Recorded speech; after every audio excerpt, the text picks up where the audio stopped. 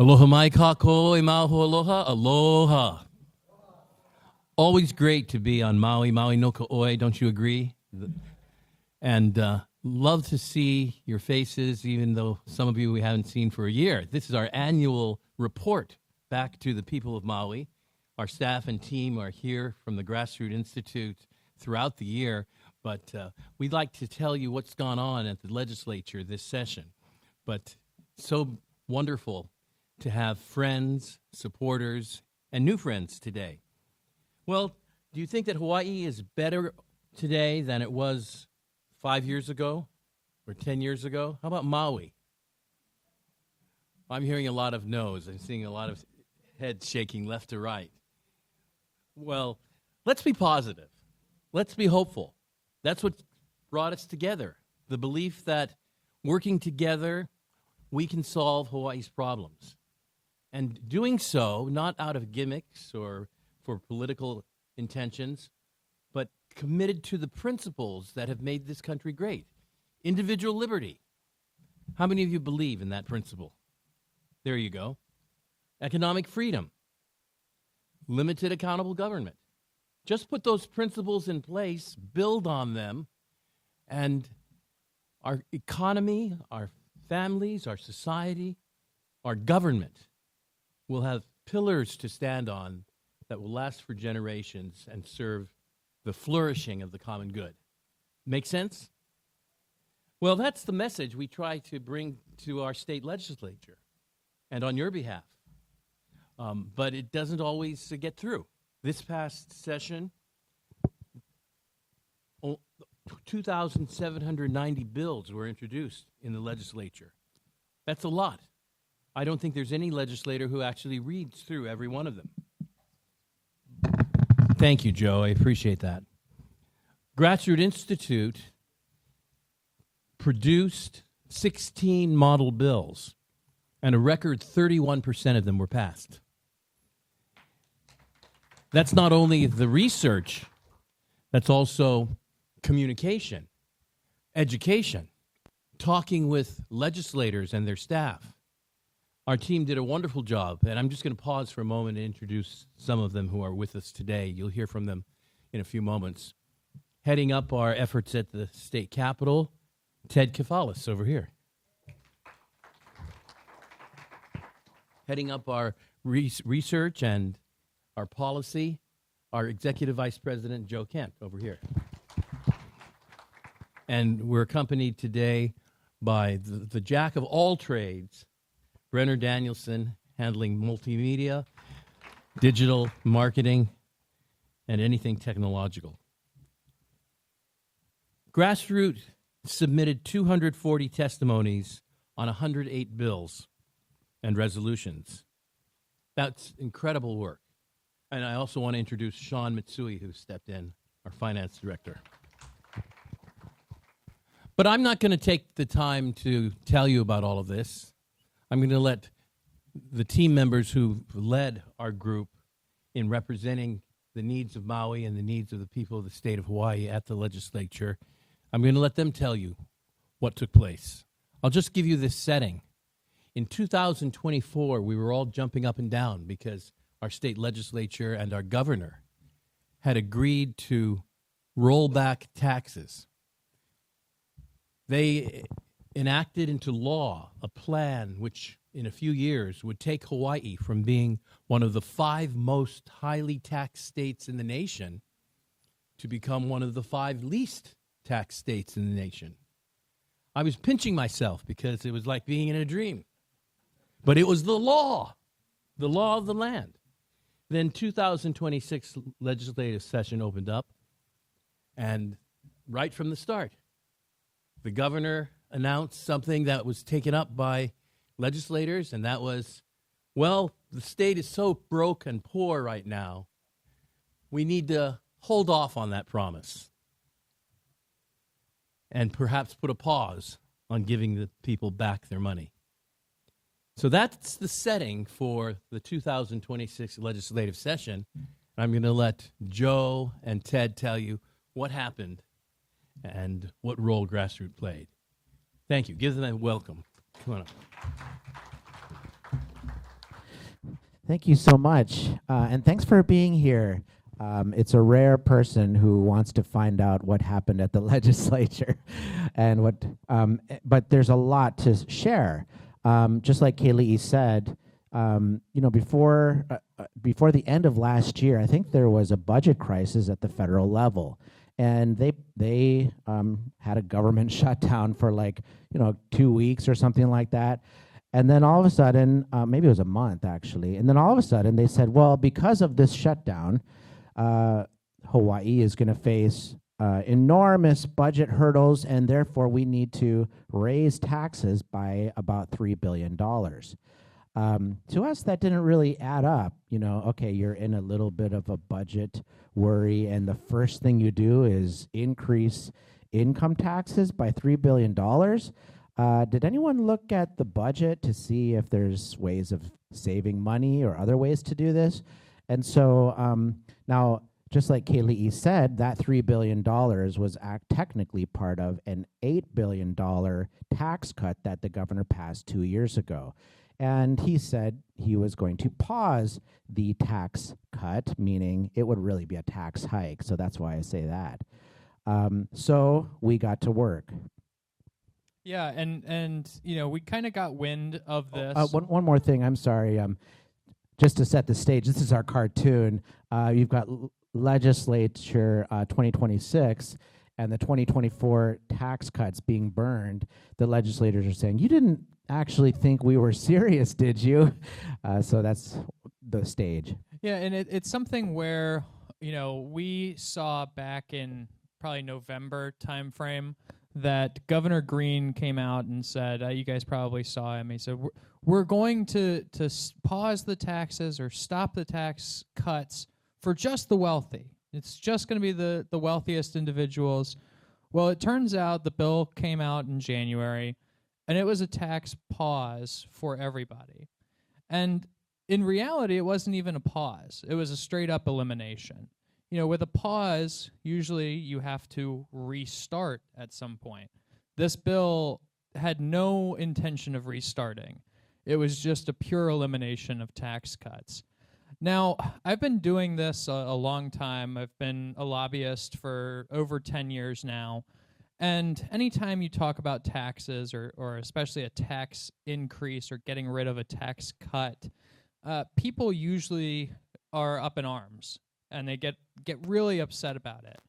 For whatever reason, I think, because a lot of people work, a lot of people are busy with their everyday lives, I was the only person in the committee hearing room testifying in opposition.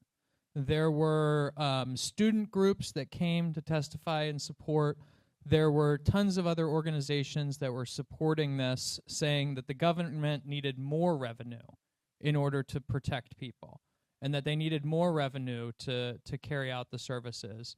Yeah, it's weird. Hawaii is the only state where you see a tax protest to increase taxes. Yeah. Right? Yeah. Yeah, exactly. So it was a really weird situation, but you guys have probably seen it. Raise your hand if you've gotten one of our action alerts, and I'm sorry if I spam you a lot, but that is one of the most helpful things that you can do as a member and a supporter of Grassroots Institute. What that does is it goes directly into the online portal and submits your message, your comments as testimony, as public testimony. So now legislators can't ignore what you're saying. They have to actually, it gets put into the public record. So, we'll see legislators, especially for this tax bill, where they will say, we have 100 or 200 people in support of getting rid of the tax cuts, and we have 400 or 500 in opposition. Just that statement makes a huge difference to legislators and lets them know that people are watching. They may not be there physically in person because they have jobs and kids and a life outside of the legislature, but that they do actually care about what's happening inside the big square building, as they call it. And so I think that really helped us make a big difference when it came to this bill, but also some of the other bills that we're going to talk about. So if you took the time to fill out that action form, thank you so much. It feels like to me like I have an entire army at my back when I'm at some of these wars. Even though I may be the only person in the room, I know that others are with us in spirit, so I appreciate that. And we're going to watch a video of Ted as the only person in the room that opposed it. You'll see all the people behind him supporting the tax hike. But, of course, just like Ted said, your help behind him helps a lot. So, yeah, exactly. So we'll play that video. I have a list of areas that could help make up the difference through structural reforms rather than taking away money from local people or cutting services. I'd be happy to provide this list to the committee afterwards. But it's things like cleaning up special funds that the state auditor has flagged for years. That's $115 million right there. Eliminating long-term vacant positions that have been vacant for years. That could result in tens or hundreds of millions of dollars. The money is there. The real question is just the political will. And I want to just leave with this reminder that families tighten their belts during inflation. We believe that the government needs to do the same in certain cases. So we do hope that you defer HB 2306. And I wish that you guys were in that room, because I wasn't saying anything outlandish. I wasn't saying anything that's new, any kind of like crazy ideas. The looks on the faces of legislators, because the default here in Hawaii, as you know, is not to look at spending, not to try to cut back when times are tough. It's to continue to dig into the pockets of local residents or our tourists. Something that I hear all the time is, well, just keep taxing the tourists. Well, we have the highest tourism taxes, not just in the nation, in the world. We're becoming to a point where it's not desirable to come to Hawaii. It's not desirable to live in Hawaii and raise a family in Hawaii. And so what can we do to address some of those things? But this year we saw, and what happens with the legislature is, again, that default is to raise taxes. So we saw tax hike proposals on capital gains that you get. We saw tax hikes proposals on conveyance tax. We saw a tax hike proposal on barrel taxes. Does anybody think that gas is cheap right now? Barrel tax would only increase that. So we saw a tax on a wealth asset, on people's just potential wealth that they wanted to tax. They wanted to tax even something as small as concert tickets. They wanted to charge an extra $1 on top of each concert ticket to tax folks. So again, sometimes these things seem manini, they seem small, but they add up for folks. And to continue to pull money out of people's pockets when we already know that it's expensive. Hawaii is the most expensive place to live. It just doesn't make sense. Now, you might be wondering, okay, so what happened with that tax bill? Well, the income tax bill for 97% of people in Hawaii, the tax cut was saved. So we saved the $3 billion. Now, for about 2,000 individuals in Hawaii, they have a new tax. This is like a millionaire income tax. And it's going to be, they will be taxed at the 13% rate, a new rate of 13%. Now, there was just a hearing yesterday at the state where they said, well, gee, what happens if these people move away in response to the tax? And the tax economist said, well, then we might actually make fewer revenue. We might make less revenues with this new tax. So, people are not robots. They respond to tax changes. But for the most part, the tax was saved. The tax cut was saved, excuse me. Now, with all of these other tax hike proposals that Ted talked about, all of them were killed. And much thanks to the Grassroots Institute of Hawaii, Ted's work and your work clicking on those action campaigns. So thank you so much. Yeah, no, I appreciate that, Joe. And just to underscore, so a little over 97% of people will continue to see a tax cut when it comes to the income tax. We would have loved for 100% of people to be able to keep that, but unfortunately it was not in the cards this year. When we talk about the tax hike proposals, oftentimes what we see, and Rep, I know you just walked in here, so I won't call you out too much, but your colleagues, what happens a lot of times, and you see this, they will introduce blank bills. So the bill will say, we're going to take the tax rate from 7% to blank percent.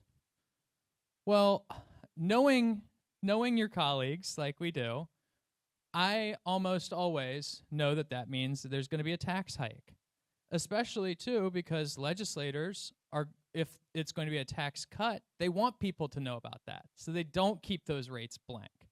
But what we see is a lot of times legislators keep the rates blank so that it keeps the public on the sidelines and that the public doesn't actually get involved and doesn't, because it's technically not a tax hike at that point. It's a blank bill. So how can you get involved and how can you make assumptions? But again, I think that most of us that have done this for long enough have seen these kind of tactics, and so that's what we've been focused on at Grassroot and trying to kill these bills before they get enacted. Okay, so how do you save a tax cut? You have to look at a spending cut, or you have to look at the budget anyways. And so we did. There are very few people who read through the whole state budget. We had our researchers reading every single page and analyzing it. We went back 10 years. We read every single page for the past 10 years, in fact, and we saw the budget has grown every single year, right through the pandemic, right through the recession. It has grown and grown. Now we're at the point where it's growing like $500 million to $1 billion per year almost. And so there's plenty of places to cut. And we looked for places to cut. We found, 100 different ways to cut the budget, but we whittled that down to 10. And when we walked into, what was it like to walk into the legislature with this list of 10 ways to cut the budget? Well, again, it was kind of just funny because they all looked at me like this was brand new information that nobody had ever considered before. And, it was like, well, what is everybody going to think if we cut the budget? And what's going to happen? So, some of the things that we had been talking about were things like cutting vacant positions.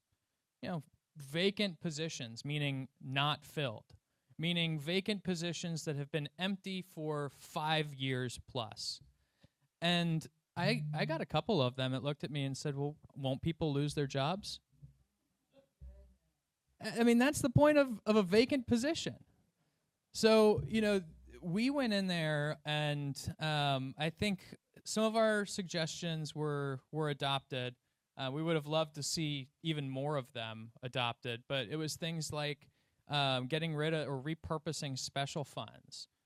These are funds that are used by state agencies, almost like a secret bank account that you can do whatever with you want. You don't have to actually get it appropriated by the legislature. You don't have any real oversight over the money. It just kind of sits there, and as an agency, you can, let it continue to accumulate. You can choose to spend it on what you want, and so we think that obviously that's not right. That a lot of these agencies need to go through the proper processes, and well, and so does the auditor. By the way, every few years, the auditor identifies those special funds which are just wasteful and should be disbanded. The money, bring it back to the general fund, especially if there's a tax hike on the table. Maybe you can alleviate that tax hike that way. We found hundreds of millions of dollars. And here's that list, by the way, that Ted brought to the legislature. And right at the top, $500 million in special funds that could be repurposed. A lot of these are just sitting idle with dust and cobwebs on them. $380 million for all the vacant positions. These are, or you could do $100 million for vacant positions that have been vacant for 5 years or so. In fact, there was a bill that passed to that effect. We'll see if it gets signed, I guess. Yeah. Or Yeah, I mean, ultimately, not that all of these ideas on this list are going to happen or even politically feasible or anything, but one of the reasons why we came out with this list was really to send a message to legislators that if you're going to put people's income taxes and these cuts on the table, everything else needs to be on the table too. So, it's not enough to say we don't have the money. We need to pull into your wallet and get more money from your income taxes. Let's look at what we're spending. We're spending hundreds of millions of dollars on Aloha Stadium. We're spending, on one of the ideas on here is sell the Hawaii Convention Center. I mean, I don't know that anybody would even want to buy it, quite frankly. But, these are ideas. This is a conversation starter. So, the whole thing was if you're going to take this away from folks, that all of these need to be on the table again. But I think it's important to note, so the bill that passed on the special funds repurposing, they repurposed about $47 million in special funds. That's great, and I don't want to take anything away from the legislature, but we found $500 million that could be repurposed. So they didn't even do a tenth of what's out there. So when you hear lawmakers and elected officials tell you, well, we don't have any money, that simply isn't true. They just don't have the will to actually pull that money and utilize it. Well, we could probably talk all day long about the budget, but we do other things at the legislature too. If you look at our email, we have a little doggy at the end of our emails. This is our watchdoggy, and that's really who we are. We're pretty dogged about housing issues as well. Now, of course, permitting is a huge problem. How do you get through the permitting departments? How do you get that process to go quicker? Well, what if there could be a clock where if your permit was sitting on the shelf too long, and then it could be automatically approved. Just like in basketball, a shot clock. If you don't take a shot in time, then time's up. So this is called a permitting shot clock, and one passed last year with a little brokenness to it. This year they tried to fix it, right? Yeah, so we've got a video here. We've integrated some of our Instagram videos into this slide. So they're relatively quick videos. It's more just for us to be able to explain kind of a wonky bill or an issue to some general audiences that may not be as familiar with what's going on. But I'll just play this video first, and then we can kind of talk about it.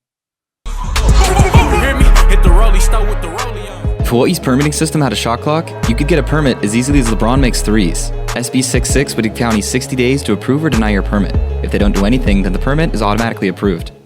So that was a bill that passed last year. Unfortunately, the legislature, and this happens, more than it probably should, but there was an error in the bill. So what happened was it required architects and engineers to have too much liability when certifying these projects. So they required these engineers and architects to actually physically guarantee every bit of the house. That's not possible. It's just not physically possible to guarantee something like that. Anything could happen. And so what was happening was these architects and engineers weren't able to get insurance. So the bill effectively did nothing. This year we went back to the table. Lawmakers did fix that language. So we're hopeful that this will create more of a impact in the near future. But in addition to this, we worked on a shot clock bill on historic properties. Right now, in the State Historic Preservation Division, if you submit a permit, they can get back to you in as little as a week. They can get back to you in a year. There's no timeline there. And so what was happening was there's very little certainty. If you're a developer, if you want to create a project, you can't, because you don't know if your project is going to get approved by the State Historic Preservation Division. So this bill requires them, if you don't have any historical impact on your property, it requires them to let you know in 30 days. And if you do have potential for impact, they have to let you know in 90 days. Again, this is mostly just to give folks the certainty so that if they're going to take the risk and go in on this investment, that they know that they can move forward relatively quickly. Another bill that we were watching increases the cost of housing by requiring fees for schools. Sounds good, right? Let's collect fees from people trying to build houses to build more schools. Well, how many more schools have been built with these fees? Turns out these fees are almost never used. I think in the past 20 years, they haven't even been touched. And this is around $20 million we're talking about. So why are we collecting these fees again? And why don't we just get rid of them or exclude them somehow so people don't have to be loaded with these extra costs when they're trying to build a home? Yeah, so here in Central Maui and on West Maui, if you want to build, you have to pay a school impact fee to the Department of Education. That ranges anywhere from $4,000 to $5,000. And all it really does is just add to the cost of a home. Now, $4,000 or $5,000, don't get me wrong. I mean, it's not going to drop $1 million house into the $500,000 range, but every little bit helps. And just like Joe said, this money has sat in, guess what, a special fund and has done nothing for 20 years. So all it's been doing is accumulating and piling up interest for the Department of Education. It hasn't gone to repairing schools. It hasn't gone to building new schools. It hasn't gone to paying teachers. It has done nothing beneficial for schools. So last year, we passed a bill that got rid of school impact fees for all projects under 100 units. This year, we took it a step further, and we got rid of that school impact fee for every project under 500 units. So now almost every single project that you see will no longer have to pay these sorts of school impact fees that, again, really did nothing. Thank you. Now, Grassroot is also starting to get involved in the agriculture policy issue. And, I'm sorry, you can play this video. Go ahead. How do Hawaii's school impact fees benefit students? That's the neat part, they don't. Since 2007, DOE has collected $20 million in impact fees, and the money hasn't been touched. These fees add to the already high cost of housing in Hawaii, and repealing them would be an easy way to provide some relief. Those are our social media videos. They get tens of thousands, hundreds of thousands of views, and they help educate people. I won't say who makes them, because that person gets a little shy. But anyways, we are also trying to do agriculture policy, and we talk to farmers. And the biggest thing that they're telling us is, well, where am I going to put my farm workers? Couldn't I build farm worker housing to house them? This is apparently extremely difficult in Hawaii to build an accessory dwelling unit, a small unit, even on a farm for your workers, is very difficult. But we tackled this year. Yeah, so this was a bill that really tried to focus on allowing these smaller ADUs, accessory dwelling units. Again, smaller cottages for farm workers. So specifically, they have to be used for people that are working on the land or, relatives to the owners. So it's not something that you can rent out as a short-term rental or that you can necessarily use to make a huge profit off of.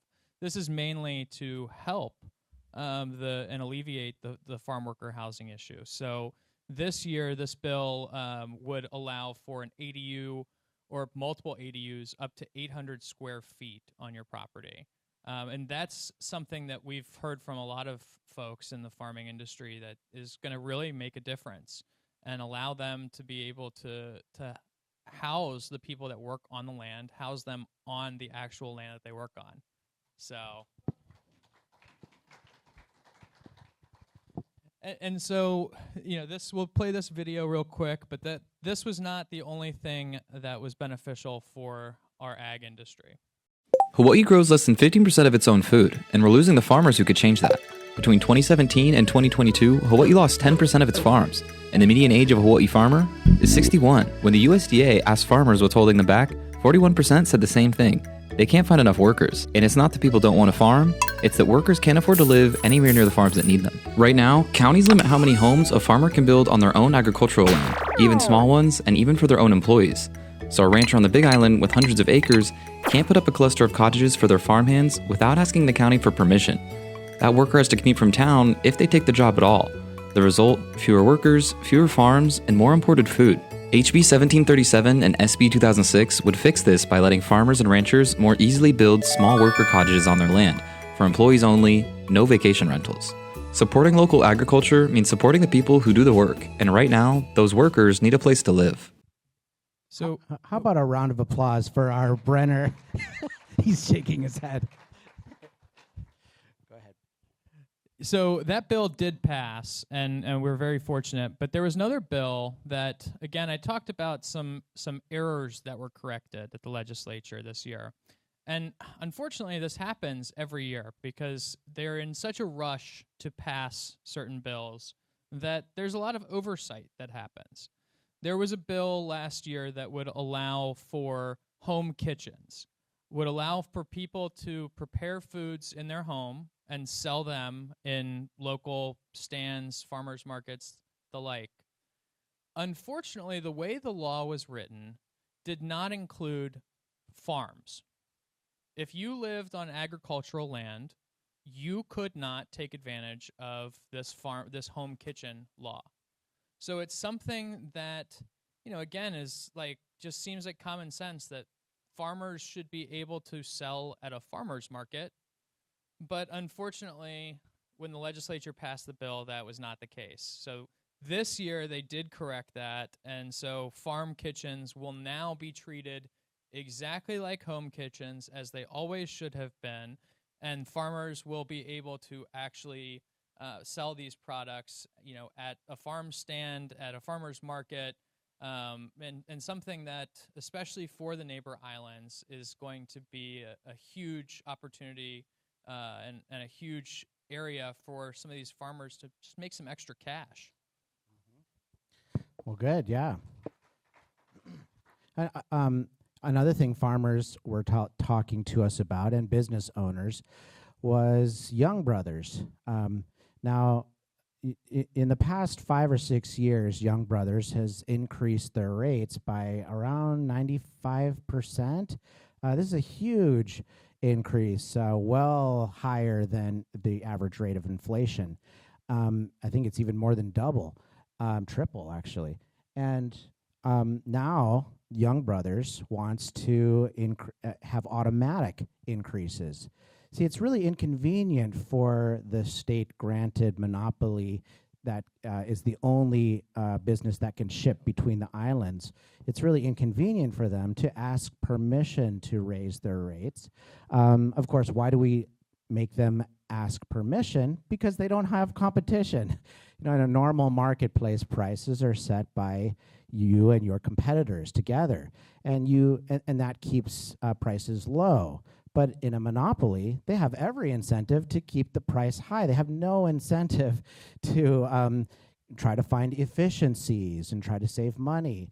And so that's why we have a Public Utilities Commission process where you can weigh in on their price requests. Well, now that it has gone away. The bill actually passed, so this is not a win for Grassroots. We were opposing the bill, but the bill passed and now allows Young Brothers to increase their rates automatically every year by 5%.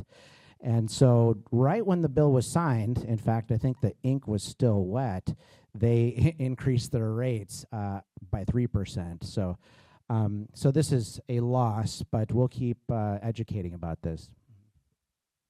And an issue that we've worked on. technical difficulty. 1 second. An issue that we've worked on a lot, and in the past few years, has been on hair braiders and allowing them to operate in Hawaii. She doesn't know that this is coming up on the screen, actually. But hair braiders, so a lot of you guys probably don't know this, but in order to work as a hair braider, you have to complete 1,250 hours at a state-approved hairdressing school. Here on Maui, there's only one school. It costs $17,000. And after you do all of that, well, let me first say the school doesn't do anything when it comes to hair braiding. It's about coloring, dyeing, chemical treatments. You know, it literally has nothing to do with braiding. But even after you've done all of that, you still have to pass 2 state certifications. This is just to hair braid.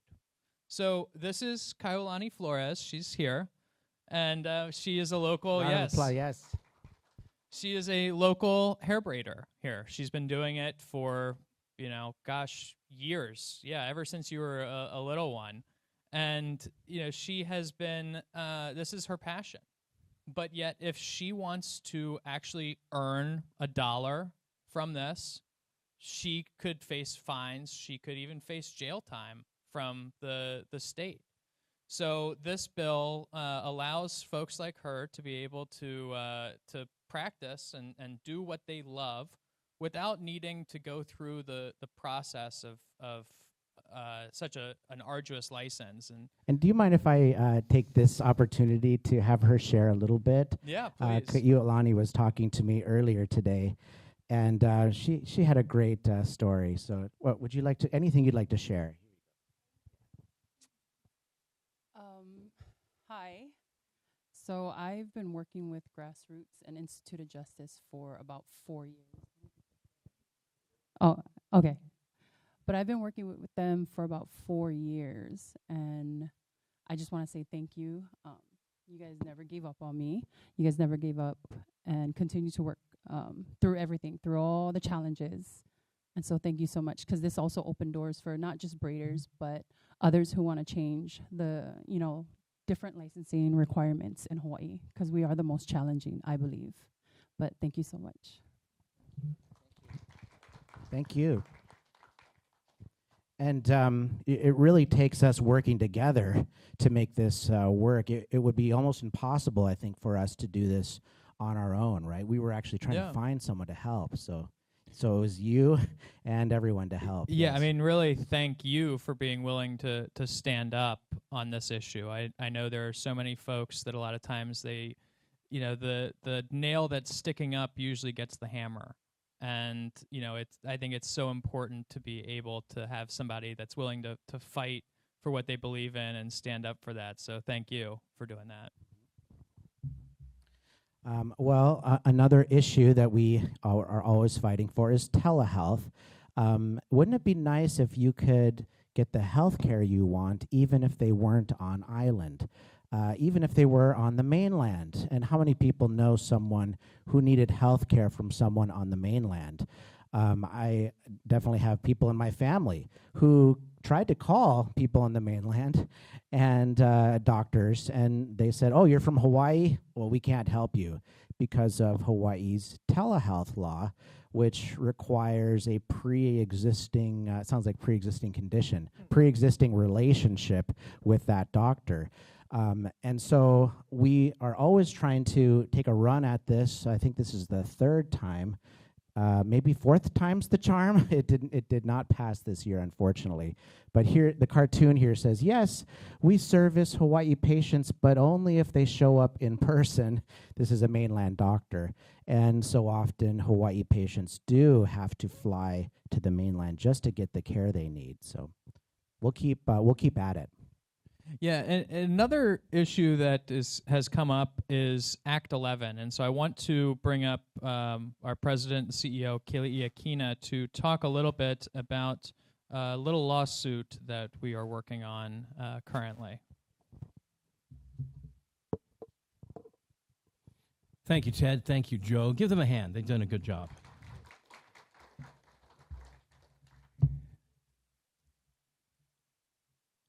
We're celebrating the 250th anniversary of the Declaration of Independence. That document says that everyone in our country, in fact, it's based upon the belief that everyone on the planet deserves life, liberty, and the pursuit of happiness. Based upon those rights, we have come up with a Bill of Rights, the first of which is known as the First Amendment. It is the right to freedom of speech. That's the right to say what you want to say freely without the government stopping you, or to hear other people exercise their free speech rights.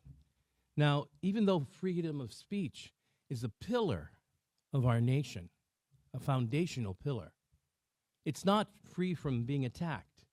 Just this last month, during the session that we've just ended at the legislature, our senators and representatives passed a bill that was signed by the governor into law and takes effect July 1st, 2027. That law, which quickly got out of the legislature, has not been read or understood by the majority of people in the state of Hawaii. According to that law, now known as Act 11, it will prohibit groups that you might normally think of as representing you, groups like nonprofits, unions, corporations, community associations, and more. You belong to them. They will be prohibited from saying anything about candidates for public office, ballot measures, or political offices, political parties. It's hard to believe that such a law is on the books. And I would say that you and I will all find ourselves in the category of lawbreakers if this law is allowed to stand. In response, the Grassroots Institute of Hawaii has filed a petition in federal court, a lawsuit to strike down Act 11. It affects Grassroots Institute, but it also affects other groups. It doesn't matter what your positions are on politics or what you believe, but this is a draconian response to, well, not a response, but this is a draconian attack upon the First Amendment, which should affect everyone. Let me give you an example. Suppose that your organization wants to comment on a ballot measure that has to do with property taxes across the state, on a state ballot. Or you comment on a ballot measure in the county having to deal with taxing empty homes. You would be prohibited from doing that and could be subject to fines and penalties up to including losing your nonprofit status and even being dissolved by having your business license removed. Now, I'm kind of staggering here because it's taken me several weeks to really start feeling this. And I've had the opportunity to say these words over and over. But it's really starting to hit home. This is happening in America.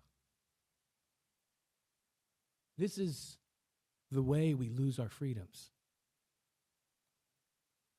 And so few people even know about it. You and I have been gathered together here as part of a movement. You are the outpost for Grassroots Institute on the island of Maui. We value you. We need you. We have to stand up against this type of thing. What can you do? You can go to our website and you can get more information on this. You can band together with the rest of us and other organizations. I want to encourage you, if you can come to the island of Oahu on September the 4th. We're going to gather people from across the state and the country and the world, actually, who believe in the mission of Grassroots Institute. It'll be our 25th anniversary gala at the Sheraton Waikiki.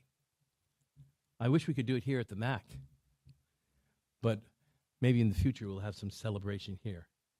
But you're more than welcome to come and celebrate liberty and stand for its defense.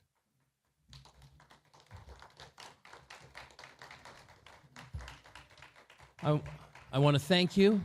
We're so proud of you. If you are a new friend here, we welcome you. We have a white card that we'd love you to fill out so you'll receive our updates and our communications. But if you have any questions and answers, Joe and Ted have answers, and we'd be glad to entertain them at this time. Joe, Ted? Well, Sean Mitsui over here has a microphone, and he can go around to you if you have a question. Here's a question. Yes. Just real simple. Have others joined in that lawsuit with you? On an official level, no. And frankly, the reason is we wanted to make sure that the lawsuit was defined in terms of its fundamental essence, a free amendment lawsuit. Because this law is being touted as something else, something to clean up government, to get money out of politics. But it's not really that. It's an affront to the First Amendment. So we felt that finding a great law firm committed to the defense of the First Amendment, which we have found, the Institute for Free Speech, and working with them exclusively to get this into the federal courts would help the public understand this is about protecting the First Amendment. There may be other reasons that people will want to knock down this law. In fact, when it was still a bill, the unions testified against it. In fact, the state attorney general testified against it. The attorney general warned the legislature and the governor that there would be problems if this became a law, problems with the Constitution of the United States. And in fact, we have a video of the Attorney General testifying against the law here, questioned by a legislator. I think the common pitfall and mistake that everyone's falling into right now is it's so beholden to the state's corporate making powers that it ignores the fact that any exercise of the state's power still has to comport with the limits of the Constitution. So, for example, if the legislature were to pass a law saying that all businesses have to discriminate against Native Hawaiians, take away the power to serve Native Hawaiians, do you think, would that pass constitutional muster? I think we all know the answer to that question. Legislation that is moving in multiple states and in red states like Montana, is it not conceivable at all to the Attorney General's office that this is a potential, a real potential, if the legislature passes it, that the arguments on the side that it's being advanced by the Center for American Progress are more than defensible? No, we don't think so. If we thought it was defensible, we would speak out this against this bill. Okay. Any other questions on any of the matters raised today?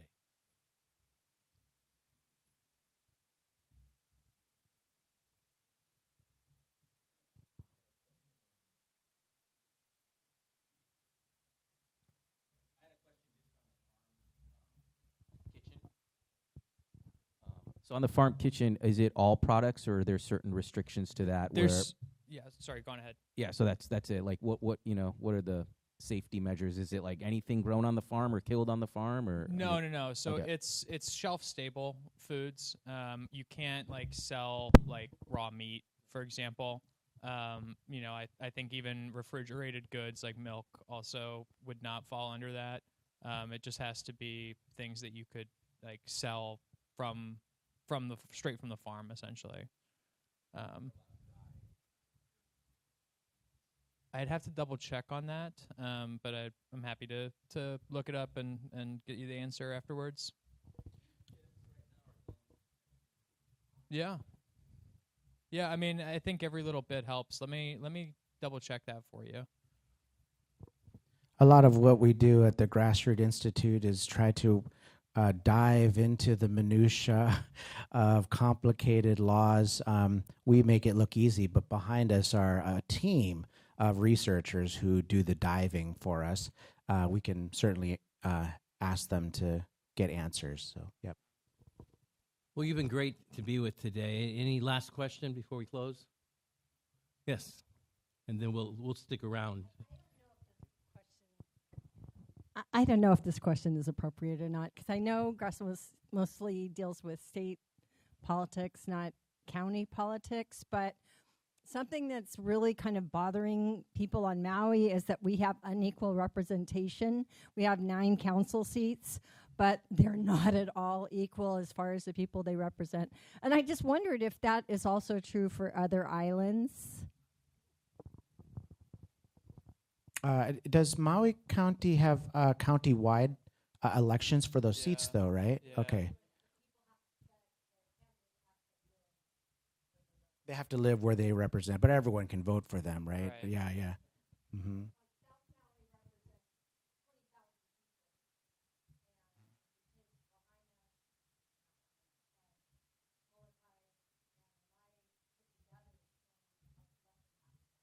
Oh, I see. You're saying population-wise per representative. Some representatives represent more populations than other representatives. Oh, I see. Yeah. Because I hadn't thought about that before, but yeah. Yeah, I mean, I know at least on Oahu, it's not necessarily like that. Like the district that you live in is the district that you vote in. I think Maui is kind of unique in that regard, and kind of like to your point, where you have a Lanai seat and a Molokai seat that that's 2 seats right there, and somebody that represents South Maui that represents more people is only the one seat. So.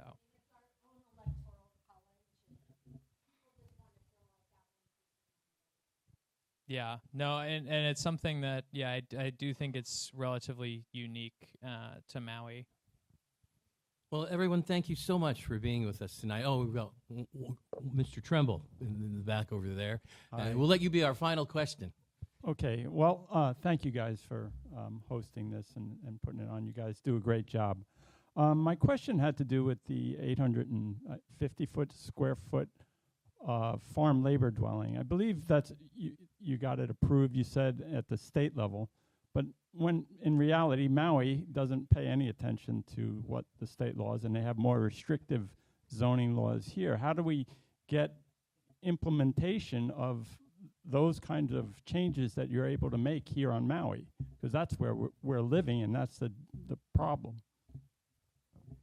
Well, so that would be, the bill hasn't gone into implementation yet, but once it goes in and becomes implemented at the state level, you could, as a farmer, in essence, try to build those ADUs, and then where it gets settled is in court. And it's unfortunate, but it's something that we've seen at the at Honolulu too, where we've passed bills to require 2 ADUs on residential lots, and Honolulu hasn't necessarily complied with that. So a lot of it comes down to bureaucrats at the end of the day that are just kind of deciding whether or not that they're going to comply with the law. And the only available option at that point is litigation. And wouldn't it be nice if there was a nonprofit institute that was looking for plaintiffs that would show that the counties are not complying with the laws to make it easier to rebuild or build? I wonder who could do that. Maybe sometime in our future we'll look into that. Thank you. Just a teaser there. Yeah. Well, so glad that you were with us today. Thank you for taking time out of your schedule. And please, if you're new, fill out one of the white cards. We want to stay in touch with you and appreciate all that you do as you stand for liberty. Thank you for supporting the Grassroots Institute.